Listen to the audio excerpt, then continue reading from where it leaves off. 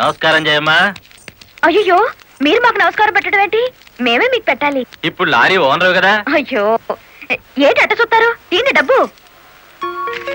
బాబు గారు, మంగళసూత్రాలు మెట్లతో సహా వీళ్ళన్నీ తీసుకొచ్చేశారు. అంతెందుకు, ఇంట్లో తెల్లం బిడ్డలు తప్ప అన్ని తెచ్చేశారు. తెస్తే మాత్రం వచ్చే నష్టమే ఉంది. 4 ఏళ్లు తిరిగేసరికి అందరూ నీలాగే లారీ ఓనర్లు అయిపోతారు. అదేగా సార్ నా ఆశ. పేపర్ కాగితాలు తెప్పించారా? ఇవిగో. మరి కాల్సిన దానికి బ్యాంక్ వెళ్దాం. ఇవాళ బ్యాంకుకి సెలవు కదమ్మా. అయ్యో అయ్యి బాబాయ్, ఇంత డబ్బు మా ఇళ్లలో ఎలా పెట్టుకోండి? డబ్బు చూస్తే నా తల్లం ఊరుకోదండి, చీరలు కొనేస్తుందా? మీకేం భయం లేదు. డబ్బు నా ఇంట్లో భద్రంగా ఉంటుంది. మీ అందరూ ఈ ఫారాల మీద సంతకాలు చేయాలి. వీళ్ళందరికీ తలా ఒకటి సంతకాలు చేయించు. జయమ్మా, రేపు పొద్దున్నే బ్యాంకుకి వీళ్ళందరినీ తీసుకొచ్చేసి.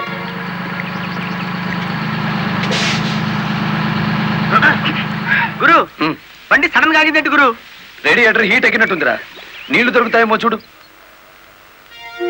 గురు, అదిగో బౌలింగ్. మేనేజర్ గారు, డోంట్ షౌట్, గెట్ అవుట్. ఆ కెట్టి కొట్టారంటే అమ్మారు కూడా కింద పడతారు, జాగ్రత్త. నోరు మూసుకో. చూస్తారేమిటయ్యా, ఈ అమ్మాయిని బయట పంపించండి. ఏంటంటే గుడ్లప్పకి చూస్తారు? డబ్బు ఇవ్వలేదని డబ్బా ఇస్తున్నాడు మేనేజర్. అడగండి. అదేంటయ్యా, నేను మీ ఇంటికి వచ్చి డబ్బు నగలు ఇచ్చాగా? నాకు డబ్బు ఇచ్చారా? సాక్ష్యం ఏమిటి? అంటే మేము మీకు అసలు డబ్బులు ఇవ్వలేదంటారా? ఇవ్వలేదు. ఓడి సచ్చినాడా? పచ్చి అబద్ధం. పురుగులు పడిచేస్తావు. నార్మల్. ఎక్కువగా మాట్లాడితే పోలీసులు పిలిపిస్తాను. చూస్తారేమిటయ్యా? చూస్తాయండి వీళ్ళ బయటికి. డబ్బులు ఇవ్వలేదు చేస్తుంటారా?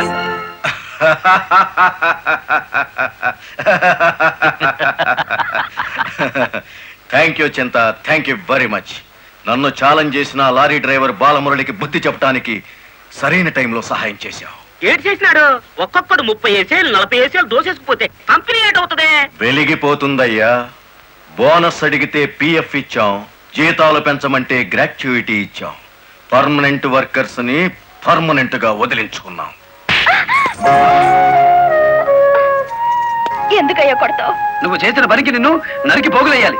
నీ అతి తెలివితేటల వల్ల బేటంతా కన్నీళ్లు పెడుతుంది. నేను కావాలని చేశానా? ఎదుగు పొదుగు లేకుండా పడున్న డ్రైవర్లందరినీ ఓనర్లు చేద్దాం అనుకున్నాను. ఓనర్లను చేయడం కాదే, ఉద్యోగాలు పోగొట్టావు, ఉన్నదంతా ఊడ్చిపెట్టించావు, వాళ్ళని బికార్లని చేశావు. నా వల్లే వాళ్ళ జీవితాన్ని నాశనం అయ్యాయని నువ్వు అనుకుంటే ఇప్పుడు నా లారీ అమ్మేస్తాను. అది కూడా సాలకపోతే నా బడ్డీ కొట్టి అమ్మి ఆ డబ్బులు వాళ్ళకిచ్చేస్తాను. అమ్మేసి ఎన్ని రోజులు అన్న పెడతావే? మరేం చేయమంటావయ్యా?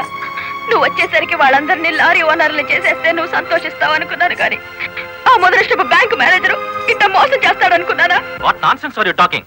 నోటికొచ్చినట్టు మాట్లాడకు. నేను ఎవరిని మోసం చేయలేదు. మీరు ఆడుతున్న అబద్ధం వల్ల ఎన్నో కుటుంబాలు నాశనం అవుతాయి. నిజం ఒప్పుకోండి సార్. నిజాయితీగా వాళ్ళ దగ్గర తీసుకున్న నగలు డబ్బు ఇచ్చేయండి. డబ్బు నగలు నాకెవరు ఇవ్వలేదు. ఇచ్చామని డ్రైవర్లంతా చెబుతున్నారు, ఇప్పించానని మా జయమ్మ చెబుతోంది. ఇవ్వలేదని నేను సాక్ష్యం చెప్తున్నాను. ఇప్పటిదాకా నువ్వు కేవలం బ్యాంక్ ఉద్యోగివేనన్న నమ్మకంతో మంచిగా నచ్చ చెబుతామని వచ్చాను. నీ ఇంట్లో వీడి నీడ చూశాక నువ్వేమిటో అర్థమైంది. అర్థమైందా? అయితే వచ్చిందానే వెళ్ళు. రైట్ అవ్వ, మాకు బ్యాటరీ వీక్ అయిపోతుంది.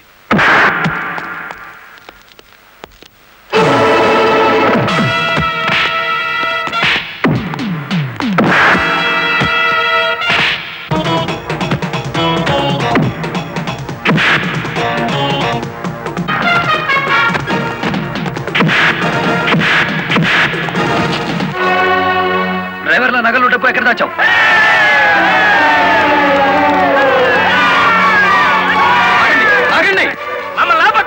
మీ సమస్య అతని చావుతో పరిష్కారం అవుతుందనుకుంటే మీరు వచ్చేసరికి వాడి శవాన్ని మీకు అప్పగించేవాడిని. మమ్మల్ని ఆపొద్దు. నమ్మించి మోసం చేసే వాడు తెల్లారకాల్సిందే.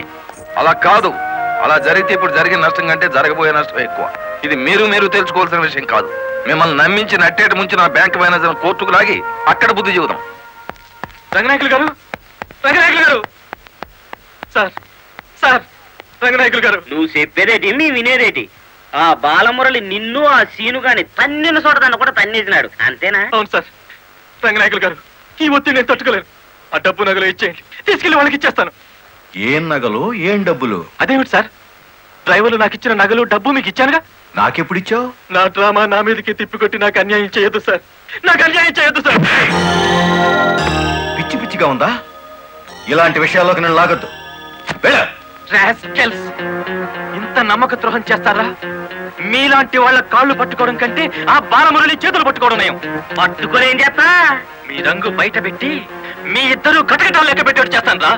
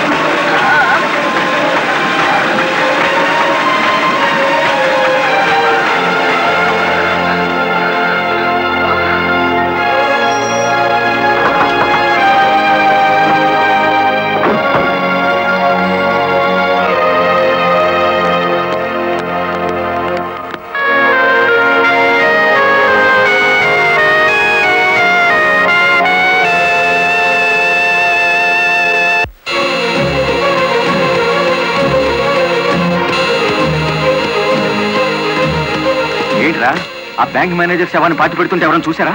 కలెక్టర్ చూసింది. కొంప ముంచావు కదరా. ఆమెను కూడా లేపేయాలని చూస్తే బాలమురళిగాడు అడ్డం పడ్డాడు.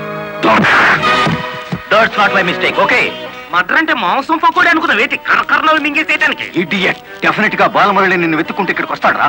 వెంటనే అండర్ గ్రౌండ్కి వెళ్ళిపో.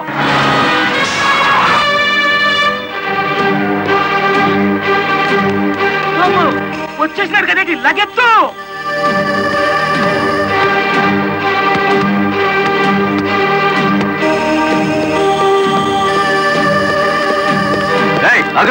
అత్తారింటో కళ్ళు వచ్చినట్టు ఏమిటిది? శీనుగాడు ఎక్కడ? ఇక్కడ ఎందుకుంటాడు? మక్కలు ఎరగదంతే తెలుస్తుంది. ఎక్కడుంటాడు? యో యో ఆగు యో. ఇప్పుడు మన స్పీడు బ్రేకులు లేని బండిలా ఉంది. అడ్డొచ్చావంటే ఫ్రంట్ టైర్ కింద పచ్చడైపోతావు.